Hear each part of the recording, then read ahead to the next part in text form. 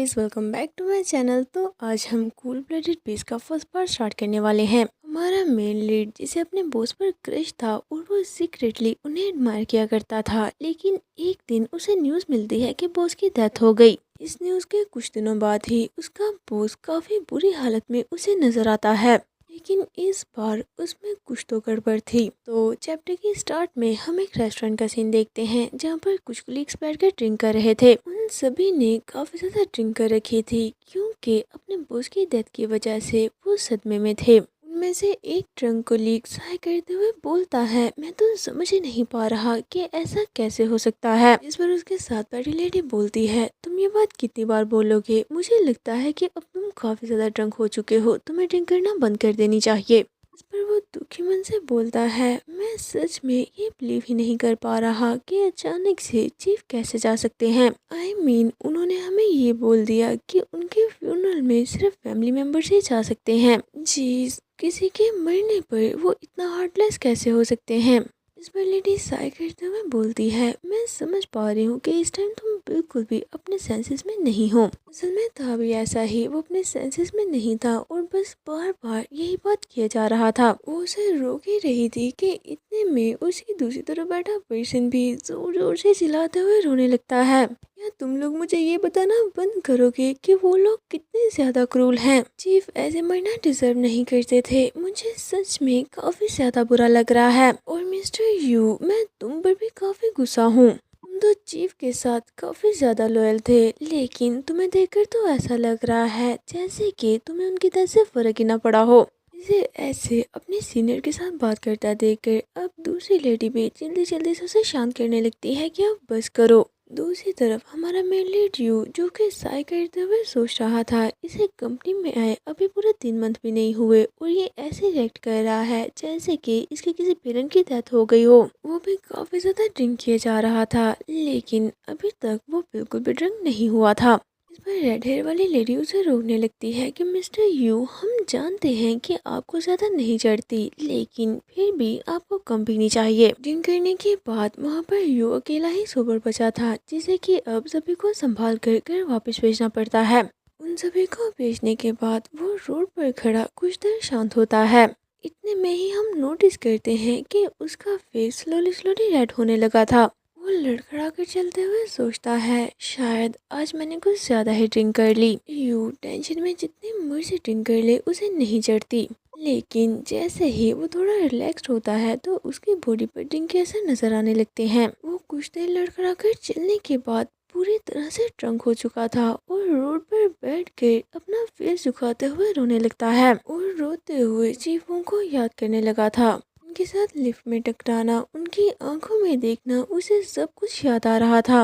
इतने में उसे अपनी तरफ किसी पर्सन के आने की सेंस होती है, जिस पर वो अपने आंसू साफ करते हुए उस पर्सन की तरफ देखने लगा था। हम देखते हैं वो पर्सन कोई और नहीं बल्कि चीफ वोंग थे, जो कि वो को इतनी बुरी तरह से रोता देखकर काफी ज्यादा सैड होते हुए उसकी तरफ देखने लगते हैं।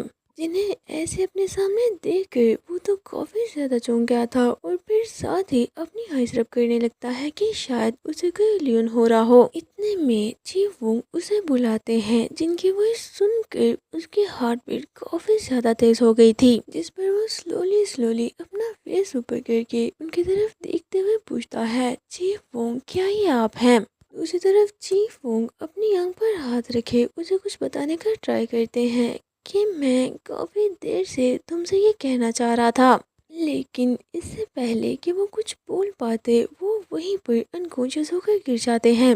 जिन्हें ऐसे नीचे गिरता देखकर वो तो हैरान होते हुए वहीं पर खड़ा हो गया था कि आखिर ये क्या है, क्योंकि चीफ वोंग सिर्फ नीचे ही नहीं गिरे थे बल्कि साथ ही साथ एक स्नेक में भी ट्रांसफर हो गए थे। उसके सामने एक बहुत बड़ा स्नेक था, जिसे देखकर वो बिना सोचे समझे उसे उठाकर अपने घर ले आता है। वो स्नेक अनकॉन्शियस था और बिल्कुल भी मूवमेंट नहीं कर रहा था, जिसे देखकर वो सोचने लगता है ये तो पागलपन है। आखिर मैं उस टाइम क्या सोच रहा था कि मैं इसे अपने साथ घर ही ले आया। लेकिन जो भी हो, सबसे पहले मुझे खुद को शांत करके ये पता करना होगा कि आखिर इस स्नेक को मैं कैसे ठीक कर सकता हूँ। और साथ ही मोबाइल निकाल कर स्नेक के बारे में रिसर्च करने लगता है, जहाँ से उसे पता चला था कि स्नेक टेम्परेचर के मामले में काफ़ी सेंसिटिव होते हैं। सबसे पहले तो उनका बॉडी टेम्परेचर रेगुलेट होना चाहिए, जिस पर वो घबराते हुए अपना हाथ उसकी तरफ बढ़ाकर उसका टेम्परेचर चेक करने लगता है। स्नेक की बॉडी बिल्कुल ठंडी थी, जिसे देखकर वो फौरन ही जाकर रूम का टेम्परेचर बढ़ा देता है कि इसकी बॉडी तो काफ़ी ज़्यादा ठंडी है, लगता है इसे ठीक होने में थोड़ा टाइम लग जाएगा। बस इतना करना ही काफ़ी नहीं था कि वो अब एक हीट ब्लैंकेट भी निकाल लाता है। ब्लैंकेट का टेम्परेचर बिल्कुल हाई करके उसके सांसने को कवर कर देता है। हाँ, ये बहुत अच्छा है, ऐसा करने से इसकी बॉडी और जल्दी वार्म हो जाएगी। स्नेक की अच्छे से टेक केयर करने के बाद वो भी शावर लेकर सोने के लिए चला जाता है। उसे तो अभी तक भी ठीक से चला नहीं जा रहा था, यानी कि वो अभी भी पूरी तरह से ड्रंक ही था। शावर लेते हुए भी उसे इतनी ज़्यादा नींद आई थी कि वह एक बार सो ही जाता है। जब वो बाथरूम से बाहर निकला था तो वो फील करता है कि बाहर का टेम्परेचर काफ़ी ज़्यादा हाई है, जिसकी वजह से तो उसके पैर ही जलने लगे थे। इतने में उसे अपने सामने कुछ नज़र आता है, जिसे देखकर वो काफ़ी ज़्यादा चौंक गया था, क्योंकि उसके सामने चीफ वोंग खड़े थे। इस पर वो फौरन ही चीफ बोलते हुए भागकर उनकी तरफ आने लगता है, लेकिन इससे पहले कि वो उनसे कोई बात करता, चीफ वोंग दोबारा से अपनी स्नेक फॉर्म में आ जाते हैं और जल्दी से खुद को जलने से बचाने के लिए रूम के एक कॉर्नर में जाकर बैठ जाते हैं, जो जगह थोड़ी सी ठंडी थी। ऐसे ही वोंग इस स्नेक के साथ रहने लगा। एक पूरा वीक गुजर जाता है, लेकिन स्नेक की हालत में तो बिल्कुल भी कोई इम्प्रूवमेंट शो नहीं हुई थी। ये तो पक्का था कि वो जिंदा है, बस वो मूव ही नहीं कर रहा था। वोंग ने स्नेक को ची बुलाना बंद कर दिया, ये सोचते हुए कि ड्रंक हालत में उसने किसी का पेट स्नेक उठा लिया होगा। उसे ये काफी अजीब ही लगा था और वो बस यही डाउट कर रहा था कि क्या सच में लोग स्नेक भी पालते होंगे। वो अपनी डेली रूटीन में वापस आ चुका था और स्नेक को चेक करवाने के लिए वेट हॉस्पिटल भी नहीं लेकर जाता। कभी कभी तो वो अपना पागलपन छोड़कर पूरे स्नेक को चेक करवाने का सोचता, लेकिन चीफ वोंग का सोचकर वो ऐसा नहीं कर पा रहा था कि कहीं वेट हॉस्पिटल ले जाने के बाद वो दोबारा से चीफ वोंग में ना बदल जाएं। फिर एक दिन फाइनली वो ये डिसाइड कर ही लेता है कि चाहे वो चीफ वोंग हो या कोई स्नेक, लेकिन हर हाल में उसे उसका चेकअप तो करवाना ही चाहिए। अगर मैं ऐसे ही डिले करता रहा तो काफ़ी देर हो जाएगी और मैं उन्हें नहीं बचा पाऊंगा, लेकिन जो भी हो मुझे हर हाल में उन्हें जिंदा रखना है। ये सोचते हुए वो अपने मोबाइल पर हॉस्पिटल चेक करने लगता है। सभी हॉस्पिटल्स काफ़ी ज़्यादा दूर थे, जहाँ पर वो नॉर्मल वर्किंग डेज में नहीं जा सकता था।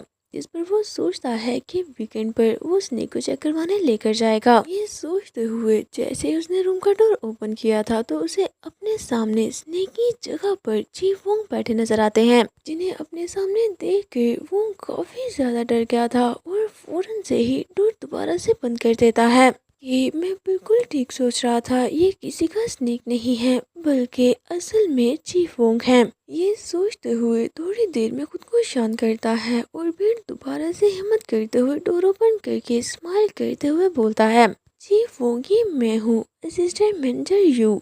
क्या आपको याद है कि लास्ट वीक आप मेरे सामने स्ट्रीट पर अनकॉन्शियस होकर गिर गए थे, तो मैं आपको अपने साथ अपने घर ले आया हूँ। पता नहीं यहाँ पर क्या चल रहा है, लेकिन मैं किसी को भी आपके बारे में नहीं बताऊंगा। क्या मैं आपकी कोई हेल्प कर सकता हूँ? ये बोलते हुए वो उनके क्लोज चला जाता है, जिसे देख कर तो चीफ वोंग काफी ज्यादा घबरा गए थे और जल्दी से अपने फेस पर हाथ रखकर खुद को कवर कर लेते हैं।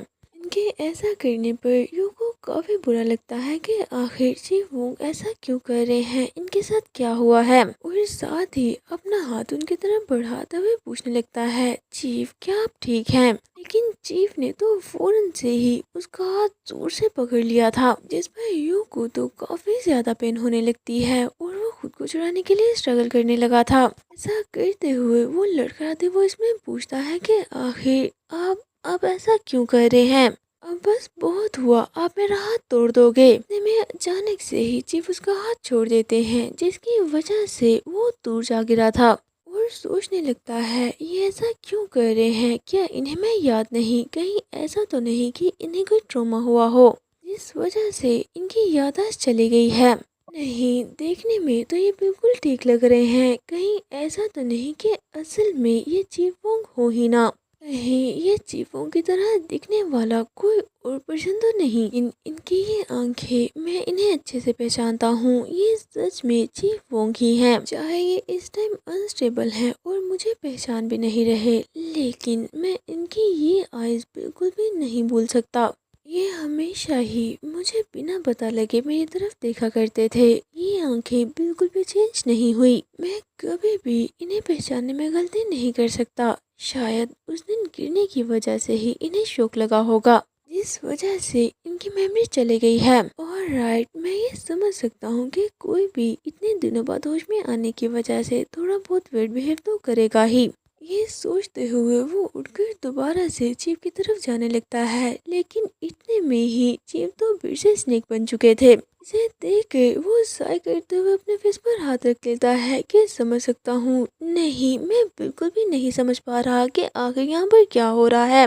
फिर सोने के लिए बेड पर अपनी जगह बनाने लगता है, लेकिन इतने में ही स्नेक तो घूरते हुए उसके बिल्कुल सामने आ गया था, जिसे ऐसे देखकर यूं तो काफी ज्यादा डर गया था। इतना ज्यादा कि डर के मारे वो नीचे ही गिर जाता है और घबराते हुए स्नेक को शांत करने के लिए बोलने लगता है, ठीक है, अब मैं यहाँ पर नहीं आऊंगा। और फिर वो रूम के एक कॉर्नर पर जाकर बैठ चुका था, क्योंकि उसका बेड अब स्नेक के कब्जे में है। जब उसे पक्का हो जाता है कि अब वो बेड पर नहीं सो सकता, तो वो ब्लैंकेट लेकर बाहर सोने के लिए आ गया था। और वो इस टाइम काफी ज्यादा कंफ्यूज था, ये सोचते हुए कि क्या वो एक स्नेक है जो कि ह्यूमन में कन्वर्ट हुआ, या कोई ह्यूमन है जो कि स्नेक में कन्वर्ट हो रहा है। उसे मेरे बारे में कुछ भी नहीं याद, इसी वजह से वो मुझे अपने क्लोज नहीं आने दे रहा।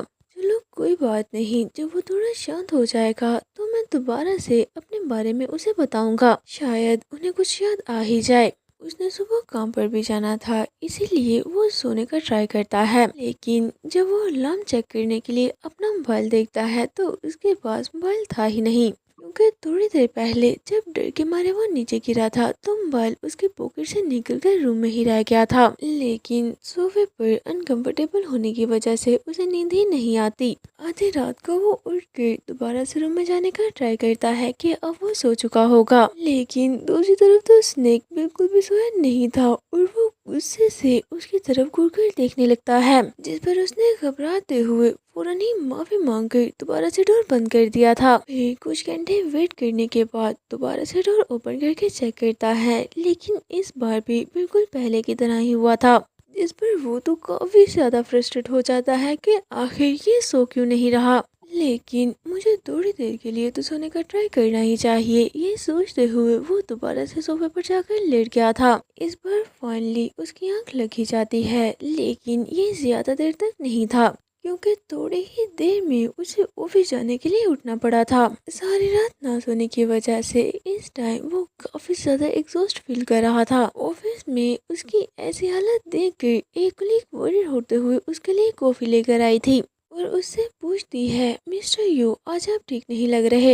इस पर यू थैंक्स बोलते हुए स्माइल करके बोलता है, मैं बिल्कुल ठीक हूँ, बस कल रात मैं ठीक से सो नहीं पाया था। कॉफी देकर उसे याद आता है कि चीफ ने इतने दिनों से कुछ भी नहीं खाया, मुझे उनके लिए कुछ तो बाय करना होगा। पहले भी वो ज्यादा खाना नहीं खाते थे, जो फूड उनका सबसे फेवरेट था मैं उनके लिए लेकर जाऊंगा। लेकिन अगर वो अपनी ह्यूमन फॉर्म में ना हुए तो मैं क्या करूंगा, शायद मुझे स्नेक फूड भी बाय करना पड़े। लेकिन स्नेक फूड के बारे में चेक करके अपना माइंड बदल लेता है कि नहीं, मैं तो बस पोरिची लेकर जाऊंगा। और वो पोरिची लेकर गया था। वो इस टाइम ह्यूमन फॉर्म में थे, जिस पर वो उन्हें खाने का बोलता है, आपने काफी देर से कुछ भी नहीं खाया तो मैं आपके लिए पोरिच लेकर आया हूँ। इस पर चीफ वोंग तो उसे कोई आंसर नहीं करते, वो बस कंफ्यूजिंगली उसकी तरफ देखे जा रहे थे। थोड़ी देर तक ऐसे ही खड़े रहने के बाद जब वो खाना नहीं लेते तो उसे लगने लगता है जैसे वो परेशान हो रहे हो कि कहीं मैंने इसमें पॉइजन न डाल दिया हो। ये सोच कर ही वो बॉल को पकड़ कर थोड़ा सा सूप पीकर उन्हें दिखाता है कि देखा, इसमें कोई पॉइजन नहीं है, तो परेशान मत हो। मुझे पक्का पता है अगर आप इसे ट्राई करोगे तो आपको ये काफ़ी अच्छा लगेगा। इस पर वो भी बॉल लेकर बिल्कुल यू की तरह उसे पीने लगते हैं, जिन्हें ऐसा करते देख कर यू जल्दी से उन्हें रोकता है कि आराम से, ये अभी भी हॉट है, आपको स्पून का यूज़ करना चाहिए। और उनके हाथ में स्पून थमा देता है, लेकिन चीफ वोंग ने तो काफ़ी अजीब तरह से स्पून को पकड़ा था, जैसे कि उन्हें पता ही ना हो कि इसे यूज़ कैसे करते हैं। कुछ देर स्पून को देखने के बाद वो इनोसेंटली यू की तरफ देखने लगे थे, जिस पर यू बोलता है, क्या सच में आपको ये भी याद नहीं कि स्पून कैसे यूज करना है? और घबराते हुए सोचता है, वेट, लगता है बस इनकी मेमोरी ही नहीं गई, ये मामला तो कुछ ज्यादा ही पेचीदा है। उनसे पूछने लगता है, क्या क्या आपको समझ आ रहा है कि मैं आपसे क्या बोल रहा हूँ, और क्या आप बात भी नहीं कर पा रहे या आप बात करना नहीं चाहते?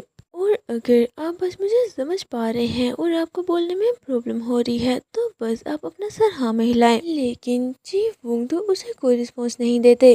उनके रिएक्शन को देखकर वो बिल्कुल भी समझ नहीं पाता कि उन्हें उसकी कोई भी बात समझ लगी हो, और फौरन ही एक शॉपिंग बैग लाकर उसमें से कपड़े निकालकर उनके सामने कर देता है कि मैंने आपके लिए कुछ क्लोथ्स बाय किए थे, क्या आप इन्हें ट्राई करना चाहेंगे? फिर चीफ बस क्लोथ्स को घूरने लगते हैं और मनी मन नर्वसली सोच रहा था, प्लीज प्लीज बस थोड़ा सा रिस्पॉन्स कर दे। लेकिन चीफ तो बस क्लोज को घूरे जा रहे थे, जिस पर वो क्लोज ओपन करके बोलता है, देखें क्या आपको ठंड नहीं लग रही? अगर आप इसे ट्राई करेंगे तो आपको ठंड नहीं लगेगी। उसका ये बोलना ही था कि चीफ अपने पंजे से शर्ट फाड़ देता है। इस पर वो फौरन से ही कुछ और शर्ट्स निकाल कर स्माइल करते हुए बोलता है, कोई बात नहीं, मेरे पास और भी हैं, बस मुझे लगा था कि आपको ज्यादा कपड़ों की जरूरत पड़ेगी। वो ये बोल ही रहा था कि इतने में जीप तो फौरन से ही उन दोनों शर्ट्स को भी फाड़ देता है, जिन्हें देखकर तो वो समझ आता है कि मैंने अब तक जो कुछ भी इनसे बोला इन्हें कोई समझ नहीं लगी। शायद इन्हें तो ये भी रियलाइज नहीं कि ये ह्यूमन है, उन्हें तो कुछ भी नहीं खाया और ना ही ये क्लोथ पहन रहे हैं। अब मैं क्या करूँगा? उसी तरफ चीफ की भी हालत बिल्कुल यूं जैसी ही थी, जिन्हें देखकर यूं बोलता है, इसके लिए मुझे माफ करना, आप बाद में भी क्लोथ पहन सकते हो, अभी के लिए आप बस आराम करो। लेकिन चीफ वोन तो इस पर भी कोई रिस्पॉन्स नहीं करता।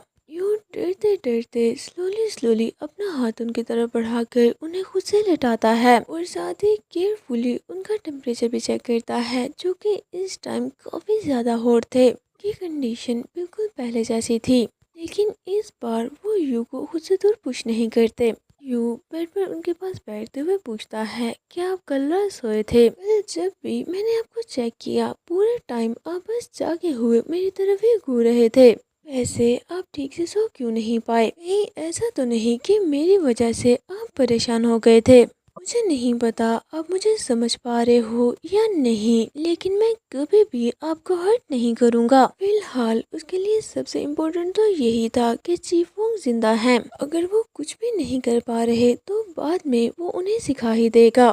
शायद ठीक होने के बाद इनकी मेमोरी वापस आ जाए, तब तक के लिए वो उनकी टेक केयर करने का डिसाइड करता है। वो काफी प्यार से चीफ वोंग का हाथ पकड़े स्माइल कर रहा था। इस पर चीफ वोंग उसकी तरफ देखते हुए सो जाते हैं। उन्हें अचानक से सोता देखकर वो थोड़ा चौंक जाता है और फिर खुद भी बेड के पास बैठकर उन्हें सोता देखते हुए पास के मेमोरीज याद करने लगा था, जहाँ पर जब वो कुछ डॉक्यूमेंट चेक करवाने के लिए चीफ वोंग के पास गया था। पर चीफ वोंग थोड़े अपसेट लग रहे थे। फिर फाइल लेकर जाने के बाद वो मुड़ते हुए उनसे कुछ पूछने का ट्राई करता है, लेकिन जब वो देखता है कि चीफ वोंग तो डिस्गस्ट सा फेस बने उसे घूर रहे हैं, तो वो वहीं पर रुक गया था और बिना कुछ पूछे वहां से चला जाता है। वो फील कर पा रहा था कि चीफ वोंग उसे इग्नोर कर रहे हैं, किसी वजह से वो उस पर अपसेट हैं। इसी सब के बारे में सोचते सोचते उसे काफी ज्यादा टाइम गुजर जाता है। ऑफ करने से पहले एक कलीग आकर उसे बोलता है, हे, मुझे लगा था कि तुम्हारा प्रपोजल अप्रूव हो चुका है, आज के लिए तो तुम्हारा काम खत्म हो गया था ना, तो तुम अभी तक यहाँ पर क्या कर रहे हो? क्या तुम्हें घर नहीं जाना? इस पर यू थोड़ा चूकते हुए अपने सेंसेस में वापस आता है और उसे पूछने लगता है, क्या तुम्हारा प्रपोजल अप्रूव हुआ भी या नहीं?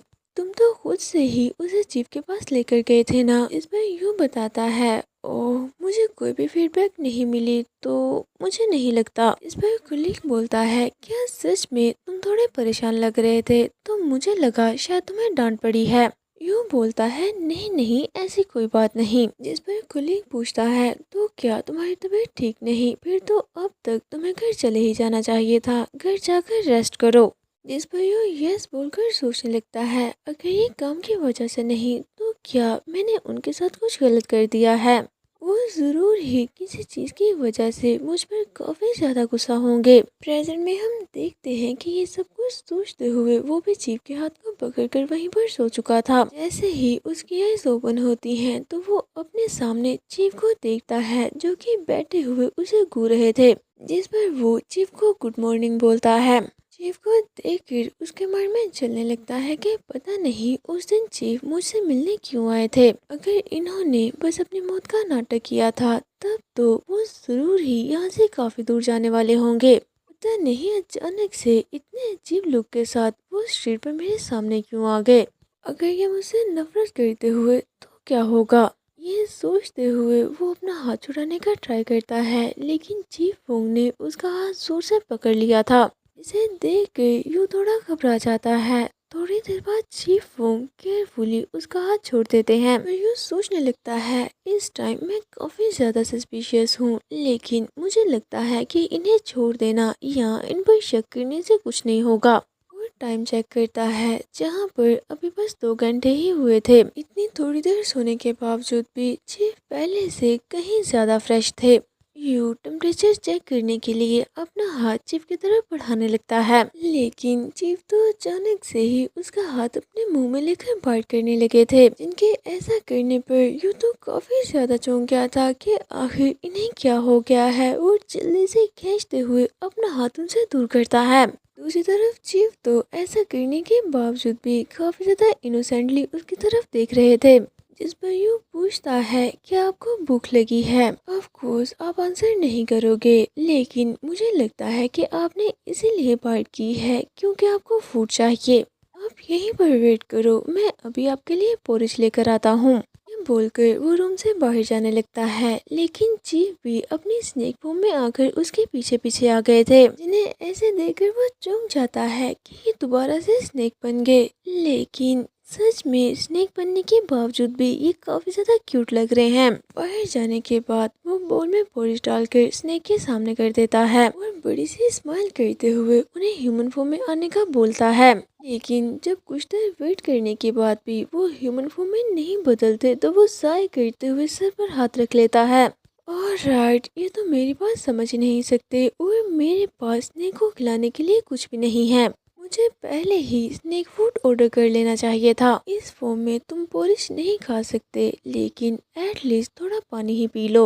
ये बोलते हुए वो एक बोल में पानी भरकर स्नेक के सामने रख देता है, जिस पर स्नेक भी पानी पीने लगा था। ऐसा करते हुए यू को वो काफी ज्यादा क्यूट लग रहा था। फिर थोड़ी देर बाद हम उसे सोफे पर बैठा देखते हैं, जहाँ पर स्नेक भी उसके साथ ही बैठा था और सोच रहा था ये सच में फ्रस्ट्रेटिंग है कि ये बात नहीं कर सकते। एक पल ये ह्यूमन होते हैं और दूसरे ही पल स्नेक। अगर मेरे साथ कोई रह रहा होता तो सच में काफी ज्यादा मुश्किल हो जानी थी। मैं तो ये इमेजिन भी नहीं कर पा रहा कि अगर कोई मेरे घर में इतना बड़ा स्नेक देख ले तो उसका रिएक्शन क्या होगा। अगर कोई अचानक से ही मेरे घर आ जाए और चीफों को अपनी ह्यूमन फॉर्म में देख ले तब भी वो काफी ज्यादा सरप्राइज हो जाएगा, क्योंकि चीफ वो क्लोथ्स नहीं पहनते। मैं अच्छे से समझ चुका हूँ कि हम एक दूसरे से कम्युनिकेट नहीं कर सकते, लेकिन अगर मुझे ज़रूरत पड़े तो क्या ये अपनी फॉर्म चेंज कर लेंगे। फेरी टेल में जब प्रिंसेस ने फ्रो को किस की थी तो वो अपनी ह्यूमन फॉर्म में बदल गया, तो क्या स्नेक प्रिंस भी ऐसे बदल सकता है। साथ ही ऐसा करते हुए खुद को इमेजिन करके चूक जाता है कि नहीं नहीं मैं ऐसा नहीं कर सकता। तो क्या मुझे इस पर पानी फेंकना चाहिए। नहीं, ऐसा तो मरमर स्टोरीज में होता है कि पानी फेंकने से वो अपनी फॉर्म चेंज कर लेती हैं। ये सब सोचते हुए वो काफी ज्यादा एग्जॉस्ट हो चुका था। इतने में स्नेक काफी क्यूटली उसकी लेग पर अपना सर रख देता है। इसे देख के यूं तो फौरन ही खड़ा हो गया था कि मुझे जल्दी से खुद को संभालना होगा, वरना तो चीफ भूख की वजह से ही मर जाएंगे। फिर साथ ही अपनी कार लेकर सुपरमार्केट जाने लगता है। ये चूहे, खरगोश, चिकन और जो कुछ भी आपको चाहिए मैं लेकर आऊंगा, बस जीव थोड़ी देर तक मेरा वेट करें। उसी तरफ स्नेक तो उसके जाने के बाद कंफ्यूजिंगली डोर की तरफ ही देख रहा था। फिर अचानक से उसे कुछ होता है, वो स्लाइड करते हुए सोफे से नीचे गिर चुका था। तो गाइस, आज का ये पार्ट यहीं पर एंड करते हैं। अगर आपको वीडियो अच्छी लगी हो तो प्लीज इसे लाइक जरूर करें और कमेंट बॉक्स में आप नेक्स्ट चैप्टर के लिए मुझे बोल सकते हैं। अगर इस पर रिस्पॉन्स अच्छा आया तो ही मैं इसे कंटिन्यू करूंगी। तो तो इसीलिए आपको इस स्टोरी को भी ज़्यादा से ज़्यादा सपोर्ट करना होगा। तो चलिए मिलते हैं आपसे किसी और वीडियो में। Until that take care of yourself and bye bye.